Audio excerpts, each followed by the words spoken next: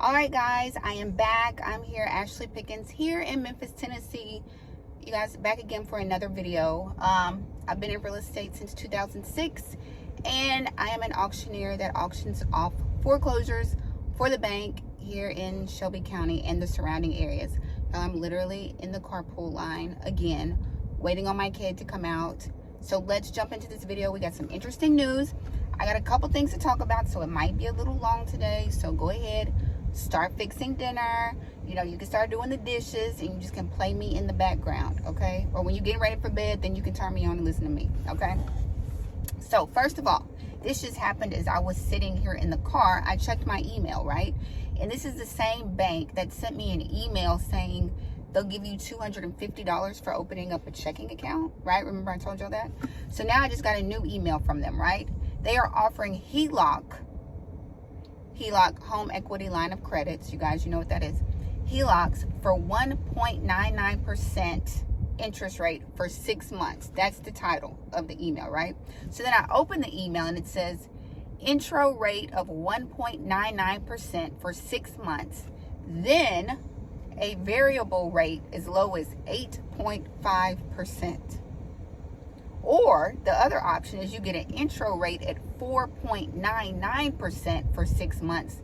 Then a 7-year fixed rate at 7.75%.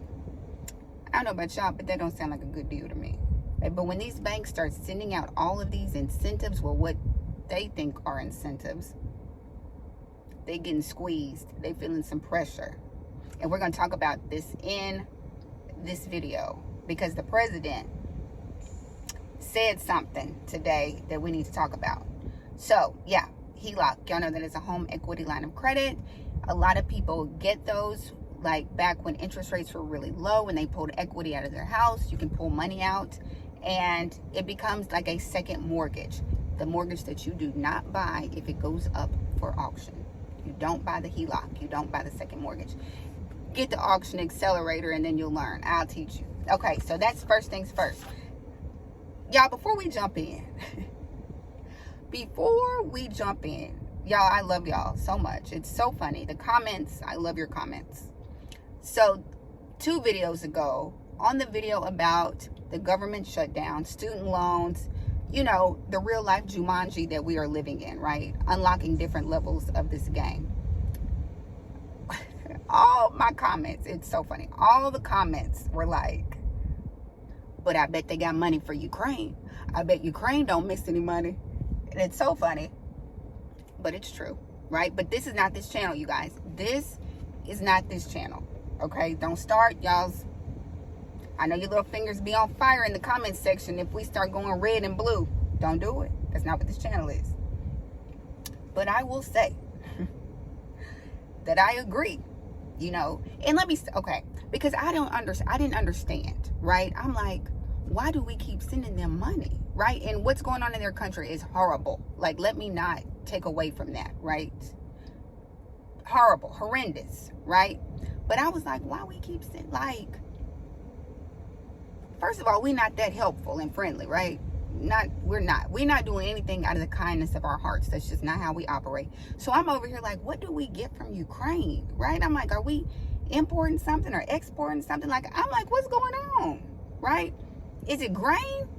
We got plenty of farmers here who will grow some grain, if that's what it is, right? So let me say this, and don't y'all start. Don't y'all start. I was watching the news this morning, right? And former Vice President Pence, don't y'all start. He came on because for the life of me, I couldn't figure out why we just keep sending money, right? I'm like, we got problems over here. Our government about to shut down. We got problems over here, right, that we can handle. What do they say? You know, I used to be a flight attendant years ago. You got to put your own mask on before you start helping other people, right? I'm like, we need a mask, right? We got people over here about to not get paid while we still sending money. So anyway, he came on this morning and he said, right, that the reason we are sending money to Ukraine is because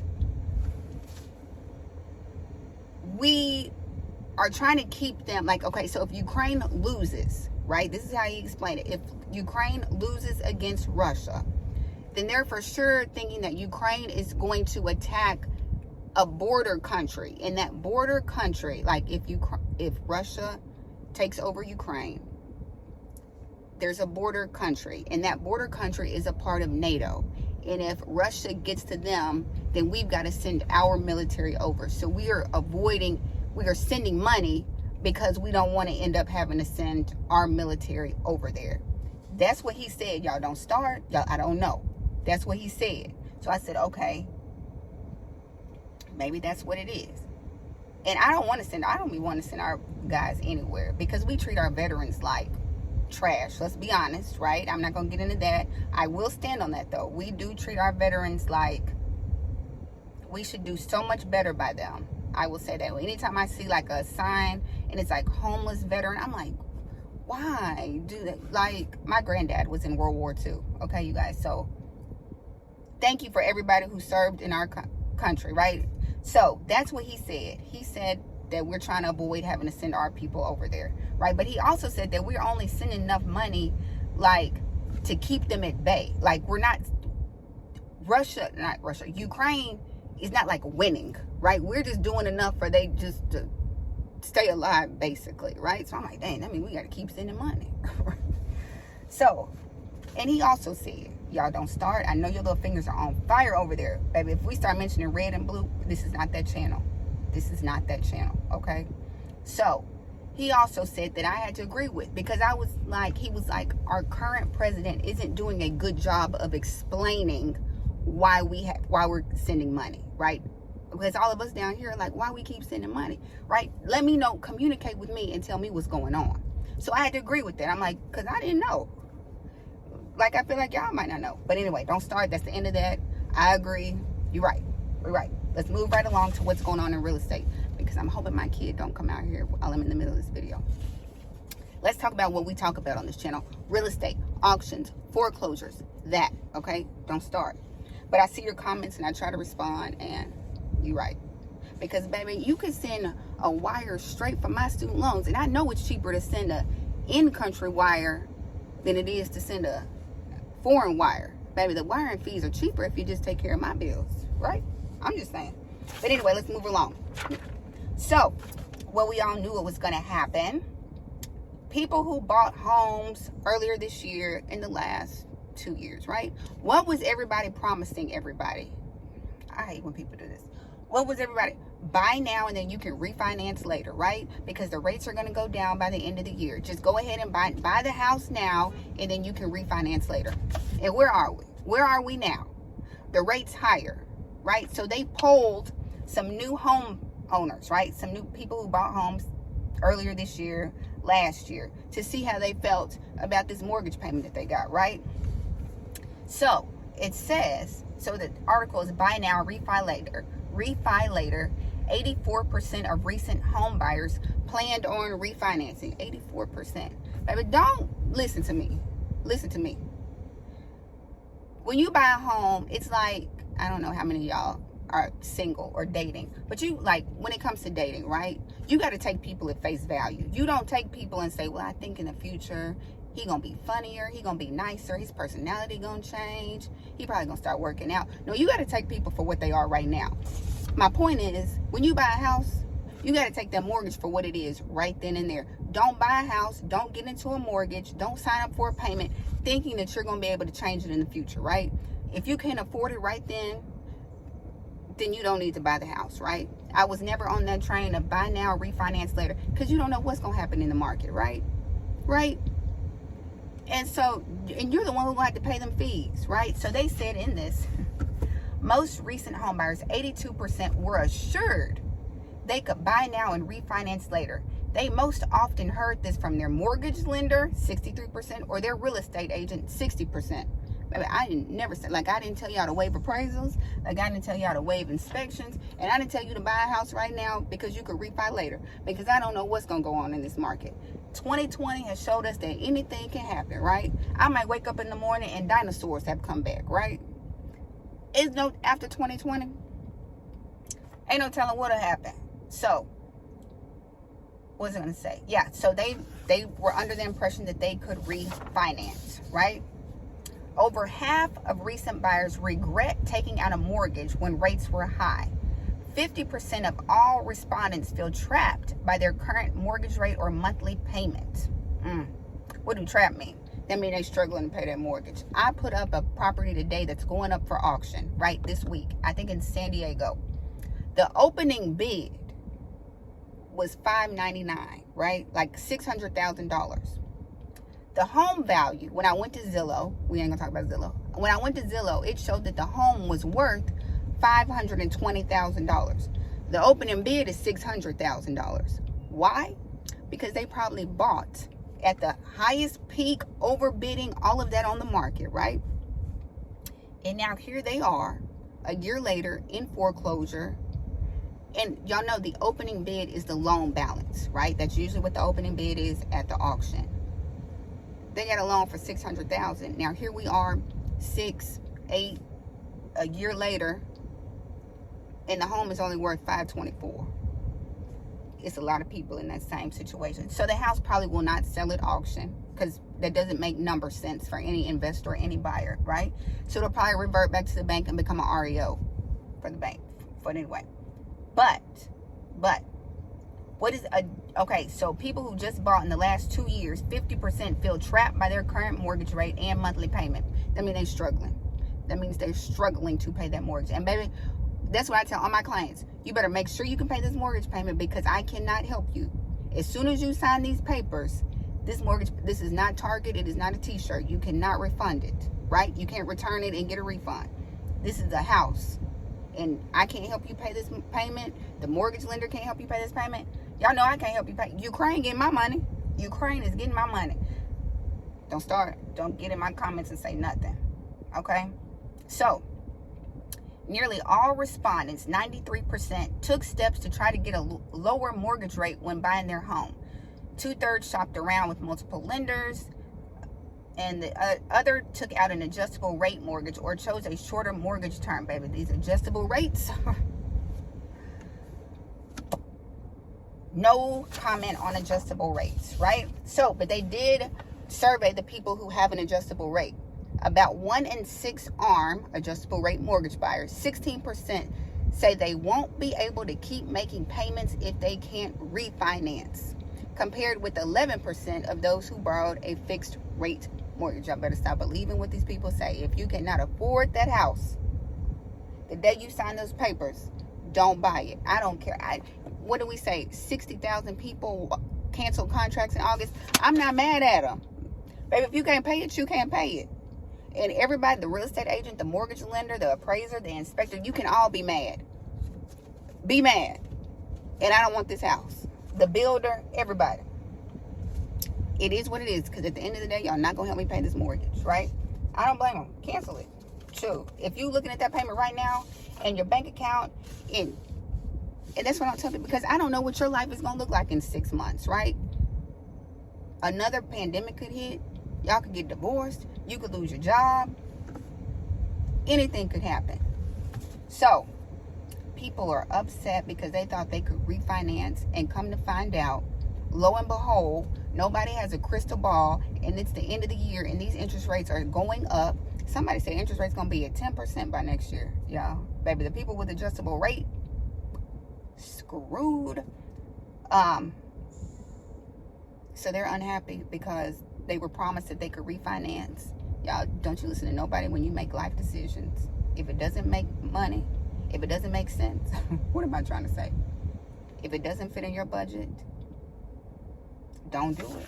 Don't do it. Everybody trying to collect a commission or get paid or something like that. You make decisions that work best for your household. And that's what we're going to do on this channel, y'all. We can't worry about Ukraine, because at the end of the day, they're not asking our opinion on what they should do with this money, are they? They're not going to ask us. They're not going to poll the audience. They don't care what we think, right? They're just going to make the decision. They're going to keep sending money to Ukraine. If they want to shut down the government, that's what they're going to do. So we all just have to secure our families, take care of our households, watch how we spend our money, and do the best that we can do, okay? We'll look out for ourselves. At the end of the day, That's all we can do, right? And if you can get some investments or start or create a business that might be useful in these opportunities that are about to come, do that. Okay? Do that. That's all I can say. We're going to put our masks on and save ourselves. That's what we're going to have to do. Strap on this parachute, put on this seatbelt, baby, and we're going to have to save ourselves. Okay? I'm with you, you guys. I don't know what they do in the upper room. I'm with y'all. So, but my point is, okay, so everybody thought they could refinance.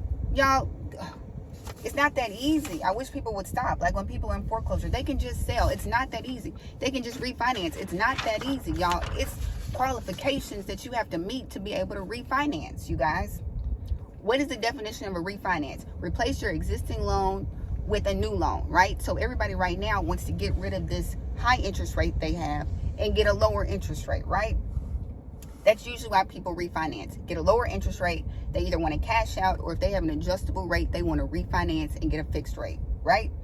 There are the qualifications. Credit scores, you guys. You got to keep your credit score good. I hope everybody's paying their bills who plan on refinancing.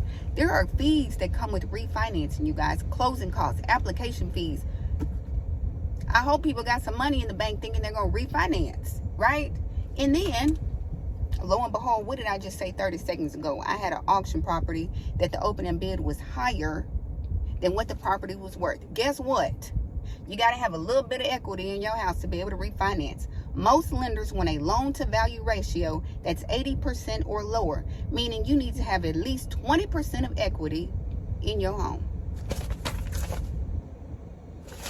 I'm not going to tell the story again of the auction property that just went up for $600,000 and it's only worth $524. That's all I'm going to say. Because, baby, they're going to send out an appraiser when you refinance. So let's hope they got 20%. Okay, you guys. Next story. I told y'all the president came out and said something. Y'all know who the president is, right? Not Joe. Jamie. Jamie Dimon with JP Morgan Chase. He came out, baby. And I feel like, baby, when Jamie talk, that's when you, Jerome and Jamie, when they get to talking, because Jerome and Jamie know each other. Let's not even act like they don't. Jamie probably called Jerome and was like, hold up, player. I'm over here trying to work out this deal with China. Hold these rates steady for 1 second. I'm trying to work out this deal with China. I'm trying to buy another jet. Let me tie up some of these loose ends before you just hold these rates. And then after this time, y'all can let it do what it do, right? And then he was like, sell some of these stocks, y'all. sell some of them shares. That's what he told Jerome. He said, Jerome, hold them till I tie up these loose ends, and then you can let it rip. That's what he said. So anyway, Jamie came out. He was at a conference in Mumbai, right? And said, the world may not be prepared for the Federal Reserve's benchmark interest rate rising to 7%. He was in an interview in India. The worst case is 7% with stagflation, right? If they are going to have lower volumes and higher rates, there will be stress in the system. Keep listening, y'all. Dimon mentioned some of the risks that could lead to a hard landing for the U.S. economy, including the Ukraine war and oil prices. We ain't gonna say nothing. We have to deal with all these serious issues over time, and your deficits can't continue forever, he said. So rates may go up more. Baby, Jamie said rates might go up more. Now, he said it. But I hope and pray there is a soft landing. Jamie, no, ain't gonna be no soft landing. Jamie, stop playing in our face. Stop playing with me, Jamie. You know it's not gonna be no soft landing. When in history have we ever? When has history ever? We made that term up. Somebody must have got off the airplane and came in the office and was like, man, it was a lot of turbulence, but thank God that pilot had a soft landing. Boom, soft landing. We're going to use that. We're not going to say recession. We're going to say downturn. And if we bring up recession, say soft landing. Write that down. Call Melinda at the Wall Street Journal and tell her that. We got so many inside jokes on this channel. Y'all got to go back and watch. So Jamie said rates may go up more. Ding, ding, ding. Rates going to go up some more.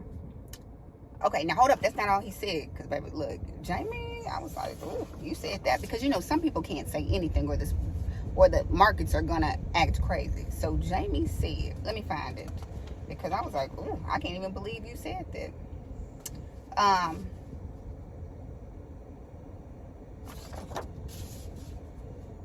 hold on, where is it? Last week, Fed's officials released projections that pencil in just one more interest rate hike this year before rate cuts next year. No, y'all, he said something. I do not think we want a system where no bank ever fails. So, having a bunch of failures is not a terrible thing, Diamond said. But if it causes havoc in the system, we have to modify regulations to stop that from happening. I do not think we want a system where no bank ever fails. I bet you don't, Jamie, baby, because you gobble them up. You the first call they make when banks are about to collapse. They calling Jamie. Jamie said when First Republic, I say Jamie like we best friends. When Silicon Valley collapsed, Jamie said he was the first phone call. Now, they said they had to auction off the properties and like all the banks were trying to bid on buying it. Y'all see who got it? Jamie said he was the first phone call. That's all I'm going to say. I do not think we want a system where no bank ever fails. So having a bunch of failures, having a bunch of bank failures is not a terrible thing. Baby, he said it. He said it. You can't see it, but he said it. I will put this article down below. All I'm saying is the warning has been sounded. The sounded has been warning. Ring the alarm. Baby, I know my kid is about to come out. So, that's what's going on in the real estate world as the real estate world turns over here. So we're going to see what happens. Y'all, safeguard your houses. Check out the auction accelerator. You guys, if you're interested in buying properties at the auction, it was some good properties that went up for auction this week. There was a property that went up. It was worth 1.1 million. Go look at my shorts. 1.1 million, and it sold for like 335,000 at the auction. Now that's a deal when people are like, Ashley, is it a good time to buy real estate if the numbers are right? That's all I'm gonna say. If the numbers are right and they make sense and you can afford it, yes, buy properties. But if you're struggling and the interest rate is high and that payment, you're struggling with the payment, absolutely not. Absolutely not. But if you can get a deal on a property that's worth 1.1 million and you can buy it for 335, baby, that's the kind of deal. That's at the auction. Go get the auction accelerator. The price is going up, y'all. October 1st. I think you can use a coupon code. Put in the code thank you. I think I put in a code. Coupon code thank you. You guys. And you get a discount off the auction accelerator. Y'all, that's all I got. This video is a little long. It's about 22 minutes. But you can't be upset because I see these other real estate videos.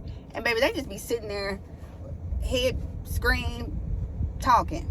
So y'all can take me and my talking for 22 minutes. I said go wash the dishes and do dinner. But anyway, I love you guys. Comment below. Don't forget to comment, like, subscribe. I've been coming with videos every day. Yes. Y'all need to like this video just because I have stayed consistent, right? So like, comment, subscribe. I love my comments. You know I respond back to you. Baby, them Ukraine comments. Y'all were like, I bet Ukraine still get their money. I was like, you right. You right. But anyway, you guys. Okay, my kids should be coming out. I'm about to sweat, baby, in this car. I couldn't turn the air up high because then it would be too loud on the camera, on the phone. But anyway, I'm on Instagram, Your Agent Ashley. I have a newsletter that I send out twice a month because I'm not sending out no newsletter every week. Videos on YouTube daily. I'm on Instagram. I already said that. Like, comment, subscribe. Let's see what happens. We're just going to watch the world keep turning. Put your mask on before you save somebody else. And that's all I got. I love you guys. Have a great day. I will see you tomorrow.